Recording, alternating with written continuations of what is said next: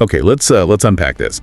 Football's summer transfer window, it's always just a whirlwind, isn't it? A chaotic dance of money, ambition, strategic moves. You know the drill. But are we seeing something deeper this time? Like a fundamental power shift in European football? Or is it just, well, the usual reshuffle among the big guns? Today, we're taking a deep dive into some excerpts from Football Transfer Window, News and Rumors. Basically a mix of the latest confirmed deals, those interesting whispers, and some quick analysis. Our mission really is to cut through all that noise. We want to highlight the important bits, the nuggets of info, and help you feel properly clued in, without the usual overload. Exactly. It's not just about who went where. We want to get into the strategic why behind it all. What do these specific moves actually tell us about a club's vision? Or, their finances, their tactics for the season ahead. That's the real goal here. So let's kick off with the really big confirmed deals, the ones already making waves. First up, Liverpool. They've struck this, truly blockbuster agreement for Hugo Ekitike. Yeah, from Eintracht Frankfurt. Landed him for a staggering £79 million. That breaks down as 69 million base fee, plus potentially 10 million more in add-ons. 79 million. Wow. He's a 23-year-old striker. Expected to do his medical Tuesday, then straight off to join their preseason tour in Asia. What's really fascinating there is the valuation, the sheer amount for Ekitike. For Liverpool, a signing this big, especially for a 23-year-old who isn't exactly a global superstar yet. Right. It feels like a bold shift. It's different from their usual sort of value signings, isn't it? Yeah, it does. This isn't just boosting the attack. It feels like a statement.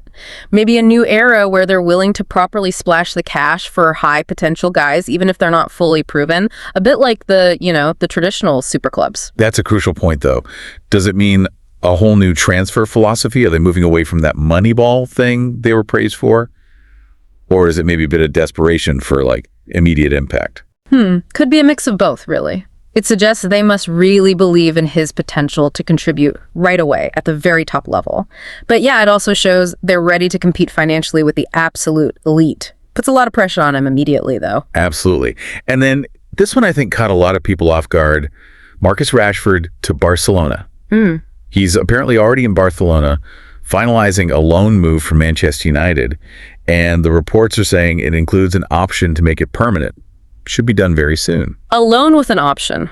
That gives both sides quite a bit of flexibility, doesn't it? Yeah. For Barca, it's a smart way to get a proven talent in the door without that huge upfront cost. Gives them time to see how he fits, before committing long term. Makes sense for them. But for Manchester United, letting him go, even on loan, it sends a message. What kind of message do you think? Letting a player like Rashford go, even temporarily, especially without a really obvious immediate replacement ready for the start of the season, is that like a calculated risk or maybe a sign of deeper squad issues? That's exactly the question, isn't it? It could be tactical, maybe freeing up wages, maybe making space for someone else. But it definitely suggests United are willing to take a bit of a gamble on their immediate squad depth. Maybe for what they see as long-term strategic gain, or maybe to sort out some internal player dynamics. It's a move that fans will watch very, very closely, especially if they struggle for goals early on. Fascinating stuff. Okay, so those are the deals done, sealed, setting some early markers. But as we always know, the real drama, the fun bit maybe, is often in the speculation, the what-ifs that keep everyone talking. Let's switch focus now to the whispers, the rumors shaping the next wave of moves, starting with who's looking for more attacking firepower. Yeah, the forward market is definitely buzzing. Manchester United, for instance, they're still keen on Victor Gyökeres, though, interestingly, Arsenal seem to have paused their talks now their preseason is starting. Oh. And then there's Mbeumo from Brentford. Reports say he's actually close to completing a move to United as well. And Mbeumo and Gyökeres, they're not exactly the same type of player, are they? No, not at all, which is interesting in itself. Right. Gyökeres is more of that powerful traditional number 9 type, while Mbeumo, he brings pace, versatility, often from wider areas. What does this dual interest tell us about what United actually need up front? Are they trying to cover different bases, or is it more just grabbing opportunities as they arise? I think it suggests they're looking to add different dimensions to their attack. Gyökeres offers that, robust physical presence through the middle, a classic 9, complements the flair players they have. Yeah. Mbeumo gives them directness, speed, goal threat from the wing. That adds depth, maybe opens up new tactical options, especially if, say, Sancho moves on. It speaks to a need for more consistent end product, probably from different areas. And yes, speaking of potential exits, Jadon Sancho is drawing interest from Juventus. That keeps popping up.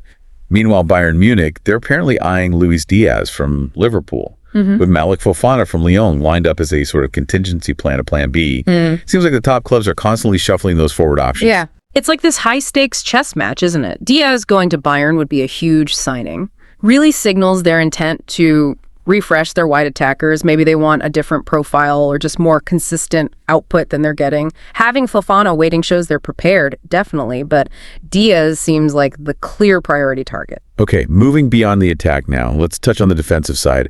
Some interesting dominoes possibly falling there too. Real Madrid are apparently monitoring a couple of Arsenal's defenders, William Saliba and Ibrahima Konate. That's significant interest. And Tottenham's Christian Romero, he's being linked with a move away, which has led to Bournemouth's Ilya Zabarny emerging as a potential replacement for around 70 million. 17 million, yeah. Though PSG are also apparently interested in Zabarny too.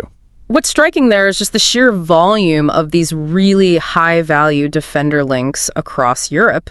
It suggests clubs are increasingly recognizing that, sorting out the back line is just as crucial, maybe even more so now, than pure offensive firepower if you want to win titles. That's a good point. Is it a reaction maybe to how football's played now, like high press systems constantly testing defenses? Or is it more a tactical shift towards being more solid, maybe more counterattacking across the board? These aren't cheap buys. Exactly. 70 million for Zabarny, especially coming from Bournemouth, that's a serious statement of value. It shows how much importance clubs are placing on defensive solidity in this window. It's a premium position now. You're right. And then we've got the midfielders, the maestros in demand. James McAtee from Man City, West Ham, and Eintracht Frankfurt are interested. City seem open to selling him. Yeah, McAtee, one of their academy graduates. It shows City are pretty good at monetizing their youth system, aren't they? Especially when there isn't a clear path to their first team right away. True.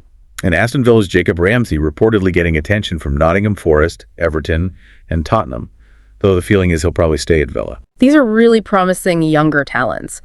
Ramsey's situation, though, it kind of highlights that struggle for, let's say, mid-table clubs, trying to hold on to their best assets when the bigger clubs come calling, even if the player themselves might want to stay put. It's tough. Definitely. And then there's a Xavi Simons saga, RB Leipzig's player. He's got interest from Chelsea, Bayern, Barcelona, and Arsenal. But it sounds like Chelsea are maybe the most serious about getting him. Simons is exactly that type of player, isn't he? A high-potential, creative midfielder that basically every top club wants. His versatility, his technical skill makes him so valuable. And the competition just to sign him, wow, it really underlines the premium on these dynamic midfielders, guys who can create and drive the play forward. Chelsea being serious about it just reinforces their strategy, doesn't it? Building around young, high-ceiling talent. So, okay. We've run through the confirmed deals, the big ones. We've dived into the rumors swirling around. Let's try to tie it together a bit. What does this all mean for the bigger picture? Can we get a sort of strategic snapshot of how these major clubs are positioning themselves? Yeah, let's try. If we look at Liverpool first, their strategy seems like a pretty clear reshaping of the attack. Ekitike coming in, remember he follows Ruben Neves and Florian Wirtz signings too. It feels more aggressive. Their recruitment. Right, more big names. They've also brought in Jeremy Frimpong and Milos Kerkez while letting Trent Alexander-Arnold and Quansah go. So this influx of attacking and wide talent combined with some high-profile departures, it points towards a definite tactical evolution. Maybe under new management, they're moving towards a more direct, perhaps more explosive style. That makes sense, especially if they're bolstering those fullback areas too. But hang on, the potential for Luis Díaz to leave for Bayern, that must be a worry, right? It almost cancels out some of that big attacking investment. How does that fit the strategy? It suggests a very dynamic approach. Almost fluid squad building. They're clearly not afraid to sell a really high-value asset if the price is right, especially if they feel they've already got replacements lined up, or they can reinvest that money smartly elsewhere to hit their strategic targets. It's a calculated risk, definitely, trying to balance financial stability with aiming for peak performance on the pitch. Okay, and what about Manchester United? They've brought in Matheus Cunha that was 62.5 million, and they're seemingly close to getting Bryan Mbeumo. But then, as we said, managing departures like Rashford going out on loan, Sancho may be leaving too. United's approach feels a bit more multifaceted, maybe, than Liverpool's right now. They're actively adding firepower, yes. Kuna brings a proven goal threat, and Mbeumo adds that pace and versatility. But at the same time, they seem to be streamlining the squad they already have. This suggests a drive for, well, greater efficiency, better balance, possibly shedding players who maybe don't quite fit the long-term plan or just haven't been delivering consistently enough. It's about optimizing the attack while also maybe tackling a bit of squad bloat. Sounds like quite a significant overhaul, trying to do both things at once, get immediate impact and future-proof. What about Bayern Munich? You mentioned their focus. Seems very much on the front end. Precisely. Bayern's strategy looks really tightly focused. They want elite, wide attacking options. That's the priority. Díaz is target A, Fofana is ready as plan B. It indicates they see that wide play as absolutely fundamental to their system, their tactics. And look at their outgoings. Kim, Paulinho, Bowie mentioned. It suggests they want to free up wages, free up squad spots, specifically for those attacking profiles. It's a very targeted approach, not just broad squad upgrades across the board. Got it. And finally, just briefly, Chelsea and Barcelona, both active, as we said, midfield and forward areas. Simon's targeted by Chelsea, Rashford by Barca. What does that joint activity tell us? Well, both clubs are clearly in some sort of rebuilding phase or maybe recalibration. They're targeting creativity and goal scoring. Chelsea going for Xavi Simons, that young, dynamic midfielder, it just reinforces their commitment to that long-term, high-potential squad build. Barcelona getting Rashford on loan, that's a lower-risk move, probably driven by their financial situation, but aimed at immediate impact. Taken together, these moves across all the clubs show you the different approaches, don't they? Some are aggressively building, spending big. Others are carefully managing finances with clever loans. Some are strategically replacing key guys to stay competitive. It's just incredible how dynamic this transfer window always is. Yeah. Really is. So much can change so quickly. And every deal, every big rumor, it really does signal the strategic path the club's trying to take. It's never just about the player, is it? It's always about the bigger club philosophy behind it. And that brings up a really interesting question for you, the listener, to think about. How do all these complex moves, these interlocking parts, the confirmed signings, the rumored targets, the strategic exits, how do they ultimately define a club's philosophy?